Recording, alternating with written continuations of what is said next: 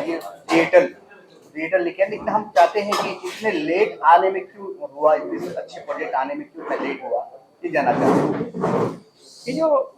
ये जो टेक्नोलॉजी है जनरेटिव एआई, ये काफ़ी रीसेंट टेक्नोलॉजी है। तो जो इसका जो पहला बिग कमर्शियल प्रोजेक्ट आया वो लास्ट ईयर नवंबर या दिसंबर में आया। हमने अराउंड मई अप्रैल और around end of May early June launch किया था ये, और उसके बाद हमने इंडिया में उसका एक्सपेरिमेंट करना शुरू कर दिया था एक्चुअली। तो जो इनिशियल जो टेस्ट किया था हमने इंडिया में वो स्टूडेंट्स, टीचर्स, प्रोफेसर के साथ किया था, लेकिन इन सारे प्रोजेक्ट को एंटरप्राइज ग्रेड बनाने में थोड़ा टाइम लगता है, जिससे कि बड़े बड़े बैंक यूज कर सकें, ऊबर यूज कर सके, सिटी बैंक यूज कर सके, स्टैंडर्ड चार्टर्ड यूज कर सके, तो उसके लिए थोड़ा टाइम लगता है। तो इसलिए जो है वो हमने 5-6 महीना वो टाइम लिया, क्योंकि उसको हम सिक्योर बना सकें, जिससे कि प्राइवेसी मेंटेन कर सकें, जिससे कि आपका डेटा सिक्योर रह सके। और उसके बाद हमने जो है 5 महीने के बाद रिलीज कर दिया दुनिया के लिए। तो मेरे हिसाब से जो है 4-5 महीने का टाइम लेना, जिससे कि लोगों की प्राइवेसी, सिक्योरिटी और इन सबको जो है इन सब के ऊपर टाइम दिया जा सके, इन सबको जो है प्रॉपर बनाया जा सके, जिससे कि लोग ट्रस्ट कर सकें कि उनका डेटा सिक्योर रहेगा, डेटा बाहर नहीं जाएगा। ये सारी चीज़ें इंपॉर्टेंट है, तो इसलिए थोड़ा टाइम लगा।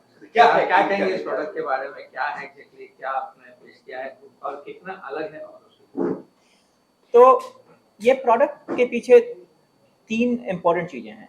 पहली बात है कि क्योंकि बहुत सारे लोग जनरेटिव एआई के ऊपर काम कर रहे हैं, लेकिन सबसे इम्पोर्टेंट चीज़ क्या है कि प्राइवेसी और सिक्योरिटी।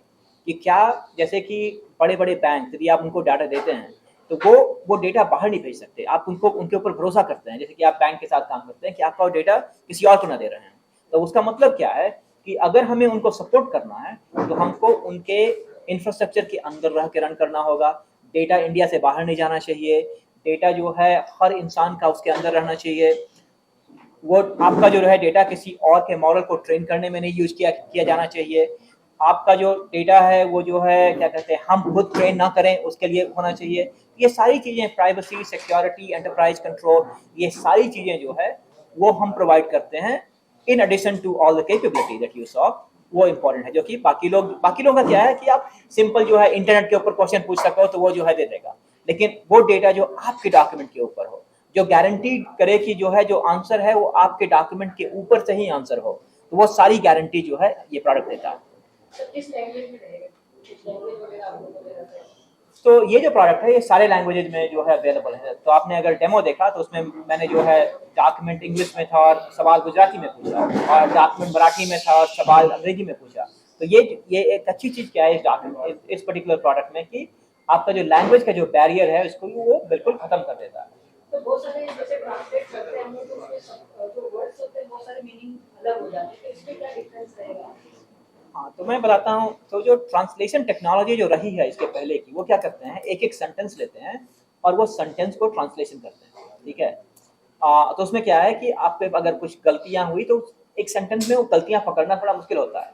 इसमें क्या होता है कि जो जनरेटिव एआई जो टेक्नोलॉजी है वो पूरे कॉन्सेप्ट को समझता है बेस्ड ऑन पूरा इनपुट, जो सारा जो इनपुट दिया है आपने या पूरे डॉक्यूमेंट को।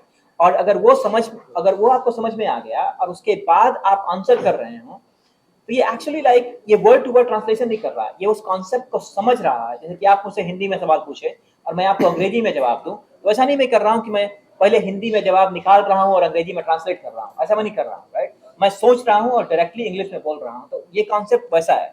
तो इसमें ट्रांसलेट नहीं कर रहा है इस वर्ड को, इसमें क्या कर रहा है कि आपके उसको समझ रहा है और उसके बाद वो जनरेट कर रहा है।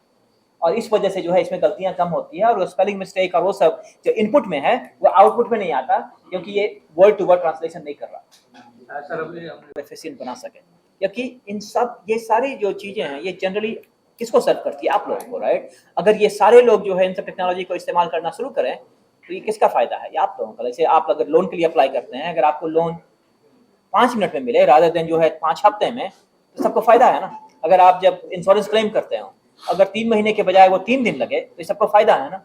तो हमारा क्या गोल है कि टू इनेबल जितने भी ऑर्गेनाइजेशंस हैं वो सारा ये प्रोडक्ट यूज करके सारी दुनिया को बेहतर सर्विस दे सके। इतने सारे कंपटीशन है सर मार्केट में, एक से कंपटीशन है। स्टार्टिंग में लोग ऑफर देते हैं, पैसा ट्रांजेक्शन करो, तो फिर ऑफर बाद में बंद कर देता है। तो ये ऑफर आप भी दे रहे हो या बाद में बंद करने के लिए ऐसे कुछ है?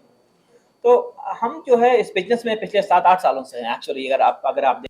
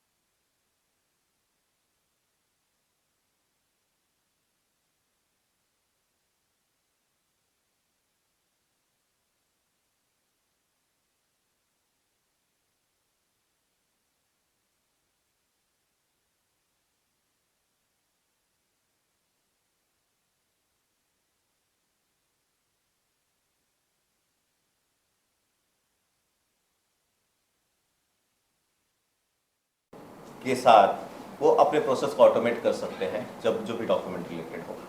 तो हम पूरे देश के startup, students, media people, lawyers सबको एनकरेज करते हैं कि आप एक बार AI हब ट्राई करिए, इस्तेमाल करिए और फीडबैक दीजिए, आपका काम इससे आसान होगा।